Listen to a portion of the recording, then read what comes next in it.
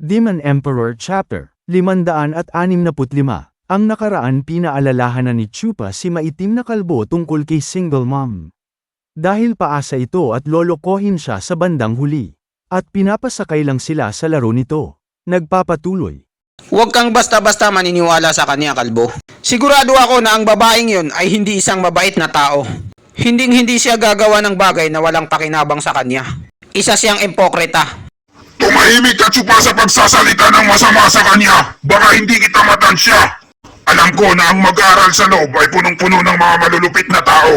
Masasama at mga walang awa, kagaya mo. Alam ko na ang tama ay mabuti at ang masama ay mali.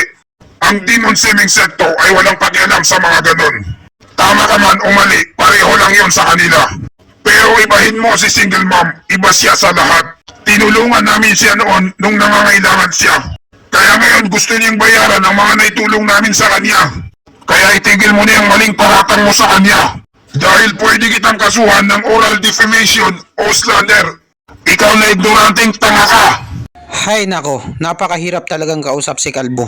Napakatigas ng ulo, ayaw maniwala. Bahala siya sa buhay niya, at least sinabi ko sa kanya. Parang napanood ko na ito na isang pelikula.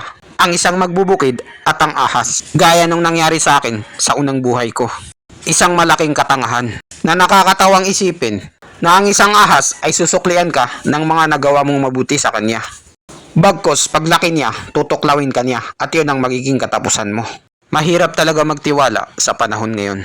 Kahit mismong kadugo mo pa dahil lang sa pera o kayamanan.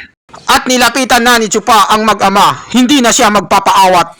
Tiningnan niya si Gang Er sa muka kung papalag ba ito. Bakit, Tito Chupa? May problema ba? At biglang hinawakan ni Chupa ang braso ni Gang Er na punong-puno ng taba. Sabay pinisil niya ito. Aray! Tito Chupa, anong ginawa mo? Ang sakit ng braso ko! Tatay ko po! Bitawan mo ang anak ko! Hayop ka, Chupa! Anong ginawa mo sa anak ko? Grabe itong si Chupa. Kakaiba siya. Nailagan niyang pagsapak ko sa kanya na alam naman natin na mas malakas ako sa kanya. Lahat ng mga galaw na ginagawa niya ay hindi pangkaraniwan. Mga breezy moves. Hindi ko may paliwanag kung ano nga ba talaga ang nangyayari dito. Gaano katagal ka na ba nagsasanay ng nagliliyab na dugo? Hulaan ko, hindi pa umaabot ng kalahating taon, di ba? Tama ba ako? Tama ba, Tito Chupa? Mag-apat na buwan pa lang. Bata, Gang Er, ito lang ang may papayo ng tito mo sa'yo. Huwag mong subukan. Ngayon pa lang binabalaan na kita. Masisira ang buhay mo. Huwag mong puwersahin ng katawan mo. Hindi magiging maganda ang epekto niyan sa katawan mo. At nasa bandang huli ang pagsisisi. Baka nagsisinungaling lang kayo, Tito Chupa. Pinaprank niyo lang ba ako? Ikaw rin, Batang Blandy. Huwag mong abusuhin yung payat mong katawan. Dahil kung hindi, magsisisi ka rin sa bandang huli. Tandaan mo itong mga pinayo ko sa'yo at ilagay mo yan sa kokote mo. Nag-aalala pa rin sa akin si Chupa, pero hindi pa rin ako ma-fall sa'yo. Dahil ang gusto ko sa lalaki ay yung macho na nag-gym at may Lamborghini. Lumayas ka rito, Chupa! Dahil ang baby sister ko na si Batang Blandy, malapit nang magsimula ang sasalihan niyang paligsahan. At ngayon kung ano-ano ang pinagsasabi mo sa kanya, pinapahina mo ang kanyang lakas ng loob para lumaban. Hindi ka namin kailangan dito dahil hindi ka naman nakakatulong sa pagpapatayo ng stage na to. Puro lang daldal ang ginagawa mo rito. Mas mabuti pa pumunta ka na lang sa sementeryo. Sa likod ng bundok na yan. Magbantay ka doon at maglinis. Mga kinalat doon ng mga nagundas. Ayoko nang makita yung pagmumukha mo sa loob ng isang buwan. Kahit sino pa yung backer mo dito sa sekto, kailangan mo pa rin sumunod sa amin. Kami ang namamahala sa opisina ng trabahador. Kami ang bossing dito. Kami ang masusunod. Kaya pumunta ka na sa sementeryo. Ngayon na. Sige, pupunta na ako doon. Bahala na kayo sa mga buhay niyo, mga kupal. Ipagpatuloy niyo lang yung ikakapahamak niyo. Kayo ang may hawak ng inyong buhay. Wala na akong magagawa doon kung ayaw niyong sumunod. Tama naman si Chupa sa mga sinabi niya. Nag-aalala lang siya sa aming dalawa. Hindi naman niya balak na saktan kami. You Eric, Batang Blandy, kilala mo naman siya, di ba? Ganun talaga ang pag-ugali nun. Walang modo, mahilig siyang manginis ng tao. Lagi niyang pinaglalaruan ang mga nakapaligid sa kanya. Kaya huwag kayong makinig sa kanya. Kailangan ibigay niyo lahat ng mga kaya niyo sa darating na paligsahan. Maliwanag ba? Opo, Tita Blandy. Naintindihan ko po. Masusunod po ate ko, Ate Blandy.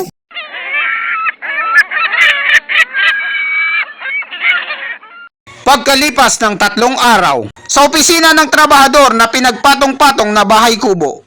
Huwag kayong mag-alalang dalawa, manalig lang kayo. Ang dalawang batang yon ay sigurado ako napapasa sila sa paligsahan at magiging mag-aral sila sa loob. Pero matanong ko lang tungkol kay Chupa, kailan niyo siya pababalikin dito? Hindi maganda ang kapaligiran doon. Baka lamigin siya at magkasakit. Makakasama sa kalusugan niya kapag nagtagal pa siya doon sa sementeryo. Wala akong pakialam sa taong yun. Hinihiling ko pa nga na doon na siya mabulok at mamatay. Pero kahit gustuin ko man na doon na siya mabulok, wala akong pagpipilian kung hindi pabalikin siya ulit dito. Dahil natatakot ako na baka mag-imbestiga ang sekto tungkol kay Chupa. At malagay sa peligro ang buhay ko dahil sa kanya. Yoiling, tigilan niyo muna yung marites niyo. May paparating. Sino naman kaya sila?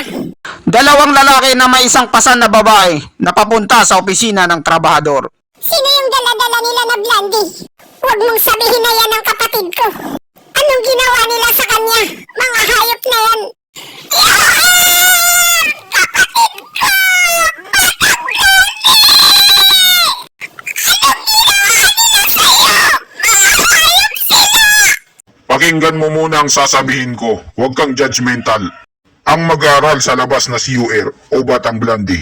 Nagtamo siya ng malubhang sugat na hindi na kayang pagalingin ng gamot sa kasagsagan ng paligsahan. Ang kanyang pagkababae ay nawasak at ngayon ay isa na siyang reject. Hindi na siya mapapakinabangan ng sekto. Kaya itatapon na siya dito sa opisina ng trabahador. Para naman may silbi siya kahit paglilinis lang. Anong nangyari kay UR? Bakit? Ipaliwanag niyo! Bakit siya nagkaganito?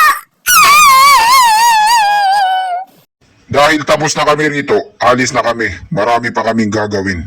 Teka lang mga tagapamahalang sir. Ipaliwanag niyo muna sa amin kung anong totoong mga kahiyupan ang nangyari sa kanya. Hindi ba siya na pag hindi ka pumasa sa paligsahan ay matatanggal ka na? Bilang mag-aaral sa labas, bakit niyo siya dinala rito sa opisina ng trabahador? Tama ka nga sa sinabi mo, Kalbo, na kapag natalo ka sa paligsahan ay mapupunta ka rito. Pero ang babaeng ito, nawasak ang kanyang pagkababae. At hindi na siya pwedeng manatili pa bilang mag-aaral sa labas. Saan pa ba namin siya pwedeng itapon? Kung hindi sa mga tapunan ng basura. Dito sa opisina ng trabahador kung saan tinatapon ang mga basurang estudyante. At saka hindi ba may tinatawag kayong sabungan dito? At least mapapakinabangan siya sa sabungan. Bilang mapagkukunan ng materyales, pataba sa halaman. Para sa ikakaganda ng sekto natin. Tangina mo kang hayop ka! Gusto mong maging pataba sa halaman ng kapatid ko? Anong sinabi mo? Walang hiya ka! Gusto mo ikaw ang ibaon ko rito ng buhay! Yoeling, makapal ang mukha. Relax ka lang. Ikalma mo ang sarili mo. Bitawan mo ako, Kalbo! Papatayin ko ang dalawang to! Lahat kayo rito ay mga kriminal. May mga nagawang kasalanan. Kahit sabihin pa natin na mas malakas ka sa akin, dapat ka pa rin maghinay-hinay dahil mas mataas ang rangko ko sa'yo. Dapat iginagalang mo ko at hindi mo ko sinisigawan. Pinagbantaan mo pa ako na papatayin mo ko. Makikita mo, mabubulok ka talaga rito. Dahil lumalabag ka na sa mga patakaran ng sekto. Tangina mo ka! Hayop ka! Yuling, humingi ka ng paumanhin sa kanila. Patawarin niyo ako, tagapamahalang sir! Nadala lang po kasi ako sa bugso ng damdamin at nagpadalos-dalos. Nakalimutan ko ang pagiging magalang sa mga nakakataas. Sana po maintindihan niyo ko. May pamilya rin kayo. Ang nakakabatang babaeng kapatid ko. Siya lang ang natitirang kapamilya ko sa mundong ito. Ngayon lubha siyang nasugatan. Nawasak ang kanyang pagkababae. Dahil sa paligsahan. Gusto ko lang naman itanong sa inyo, sir, tagapamahala. Pwede niyo po bang linawin sa akin kung paano nangyari? Bakit mo naman tinatanong yan? May balak ka bang maghigante? Ito lang ang may papayo ko sa'yo. Kalimutan mo na lang yun. Kung ako sa'yo, sumuko ka na lang. Dahil ang makasalanang kagaya mo ay walang karapatan. Hindi kayo pwedeng makialam sa mga nangyayari sa labas ng opisina ng trabahador. Dahil kapag nagpumilit pa kayo, kakaharapin niyo ang pinakamatinding parusa ng sekto. Pero, ang kapatid ko, tingnan mo ang nangyari sa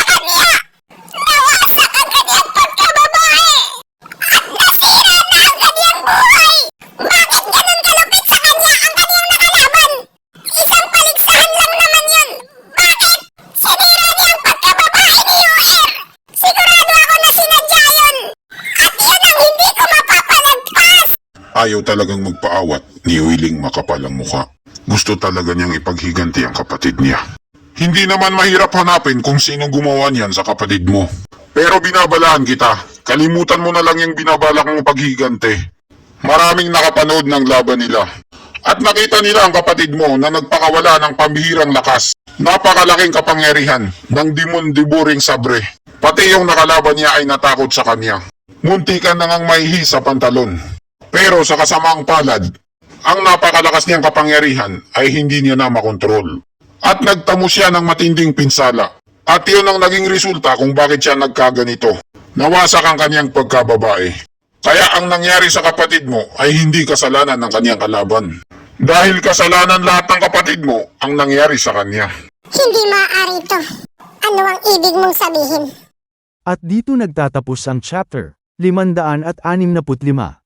Maraming salamat po sa panunood nyo. Mag-subscribe para laging updated sa buhay ni Chupa.